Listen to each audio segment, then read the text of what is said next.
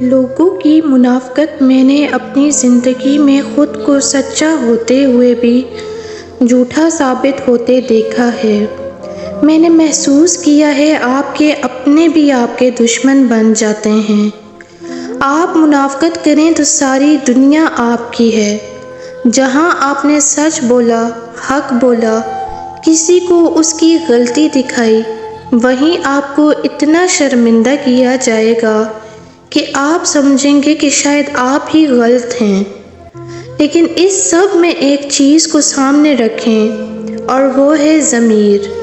میں جو کرتا ہوں صحیح اور غلط، میں خود کو ضمیر کی عدالت میں کھڑا کرتا ہوں اور پھر چھپ کر آنسو پونچھ کے مسکرا دیتا ہوں کہ میرا اللہ سب دیکھ رہا ہے، اور زیادتی کرنے والوں کو وقت آنے پر منہ کی کھانی پڑتی ہے۔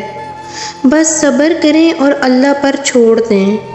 یہ دنیا اور اس کے لوگ کبھی آپ کے نہیں ہو سکتے۔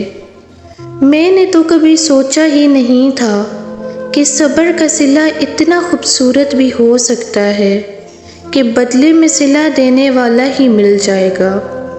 مجھے تو کبھی ایسا گمان ہی نہیں ہوا تھا کہ سب کچھ کھو کر بھی مجھے سب کچھ مل جانا ہے۔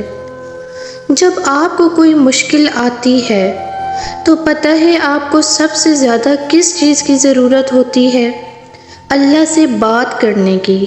اسے بتایا کریں کہ آپ کیا محسوس کر رہے ہیں، کتنی تکلیف میں ہیں آپ۔ اس سے بات کر لینا، اس کے سامنے رو لینا ہی آپ کے دل میں سکون اتار دے گا۔ اس سے کہیں کہ اللہ میرے لیے آسانی کر دیں۔ دعا کریں، اس سے کہیں کہ میں آپ سے دور نہیں ہونا چاہتا، بس آپ کا ساتھ ہونا ہی میرے لیے کافی ہے۔ صبر انسان کو تب آتا ہے جب وہ اللہ پر بے پناہ یقین رکھتا ہے، جب انسان یہ جان جاتا ہے کہ اب جو ہوگا اور پہلے جو کچھ بھی ہوا اس میں اللہ کی رضا تھی، پھر دل مطمئن ہو جاتا ہے۔ پھر کوئی چیز پہلے کی طرح تکلیف نہیں دیتی، بس ایک عجیب سا سکون مل جاتا ہے۔ قدرت نے کس کو کس سے کب ملوانا ہے، اس بات کا فیصلہ وہ خود کرتی ہے، اور دیکھنے والے دیکھتے ہی رہ جاتے ہیں۔ اگر چھوٹی چھوٹی باتیں دل میں رکھتے رہیں تو ڈھیر جمع ہو جاتا ہے، جیسے کنکریوں کا ڈھیر چپتا رہتا ہے۔ تمہارے جسم ابھی ظاہری گناہوں سے پاک نہیں ہوئے اور تم اندرونی پاکیزگی کا دعویٰ کرتے ہو۔ تم مخلوق سے تو درست رویہ رکھتے نہیں اور خالق سے درست رویہ رکھنے کا دعویٰ کرتے ہو۔ اکثر ہم دیکھتے ہیں کہ ہمارے سامنے والوں کی دعائیں قبول ہو رہی ہیں، ان پر عنایتیں کی جا رہی ہیں، اور ہمیں ایک جواب تک نہیں آ رہا۔ مایوسی ہوتی ہے نا کہ ہم بھی تو اتنی ہی دعائیں مانگ رہے ہیں۔ دل میں طرح طرح کے خیال آتے ہیں کہ شاید اللہ تعالیٰ کو ہم سے محبت ہی نہیں، اللہ تعالیٰ ہمیں دینا ہی نہیں چاہ رہے، یہ شاید ہماری دعائیں ہی نہیں پہنچ رہی۔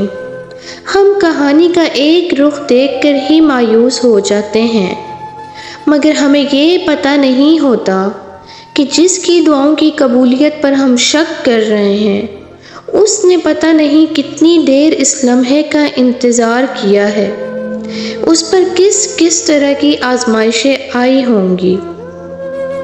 جو راستے اللہ تعالیٰ سے جوڑتے ہیں وہ بہترین ہو جاتے ہیں۔ اللہ تعالیٰ کی طرف جانے والا ہر راستہ دل کو سکون بخشتا ہے۔ ایسے محسوس ہوتا ہے اکیلے ہونے کے باوجود بھی کوئی ساتھ ہے۔ انسان کی تمنا نہیں ہے کیونکہ اللہ ساتھ ہے۔ کوئی چھوڑ دے تو تب بھی دل تشکر میں ڈوبتا چلا جاتا ہے۔ ہم مصلحت سمجھ کر شکوے کے انبار نہیں لگاتے، وہ رحمان ہے، اس سے جڑنے والے غنی ہوتے ہیں۔ جو اس سے جڑتا ہے وہ اسی کے دل میں ہمیشہ کے لیے بس جاتا ہے۔ زندگی کے چاروں اعتراف میں محبت الہی ہوتی ہے اور ہم ہوتے ہیں، بس یہ الفاظ ہوتے ہیں مبارک ہو تم نے اپنے رب کو پا لیا۔ اللہ کو ماننا تو آسان ہے، لیکن اللہ کی ماننا مشکل کام ہے۔ اسی لیے اللہ کبھی کبھار ہمیں زندگی کے اس موڑ پر لا کھڑا کرتا ہے جہاں ہمارے پاس کوئی بھی آپشن نہیں بچتا۔ پھر ہمیں اللہ کی ماننی پڑتی ہے، اور یہی ہمارے ایمان کا امتحان ہوتا ہے۔ جس چیز کا ہم اللہ سے دعویٰ کرتے ہیں، کیا واقعی ہم اس پر پورا بھی اتر سکتے ہیں؟ اپنی رضا کے لیے تو سبھی یقین رکھتے ہیں اللہ پر، لیکن اللہ کی رضا کے لیے صبر صرف ایمان والے کرتے ہیں، پختہ ایمان والے۔ اور یاد رکھیں کہ جو اللہ کی بات نہیں ٹالتے، اللہ بھی پھر ان کی بات نہیں ٹالتا۔ آزمائشیں ہی تو ہمارا ایمان زندہ رکھتی ہیں، اور ہمارا ایمان ہمیں زندہ رکھتا ہے، ورنہ ہم تو کب کے ختم ہو چکے ہوتے۔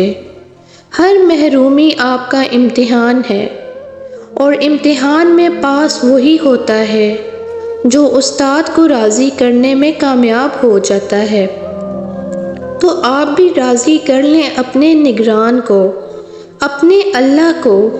اور آپ کیا گمان کرتے ہیں کہ یہ کہنے سے چھوڑ دیے جائیں گے کہ میں ایمان لایا اور پھر آزمائے نہ جائیں گے؟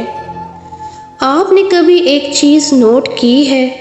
کسی انسان کے آگے رونے کے بعد اپنا چہرہ شیشے میں دیکھیے گا، آپ کا چہرہ مزید مرجھا چکا ہوگا، ایک اداسی جو پہلے سے زیادہ ہو چکی ہوگی۔ اور کبھی اللہ کے آگے رونے کے بعد شیشہ دیکھیے گا، آپ کو محسوس ہوگا کہ آپ کے چہرے پر ایک نور سا آ گیا ہوگا، ایک تسلی جو آپ کے دل میں وہ رب اتارتا ہے، وہی آپ کے چہرے پر بھی عیاں ہوگی۔ تو پھر اتنی محبت کرنے والا رب جب ہے تو یہ ہار جانے کا خوف کیوں؟ یہ تو ہو ہی نہیں سکتا۔ جیسے خیال اس کے کرشموں پر، اس کے معجزوں پر سوال، وہ رب العالمین سب کر دینے کی مکمل قدرت رکھتا ہے، اس پر کامل یقین رکھیں۔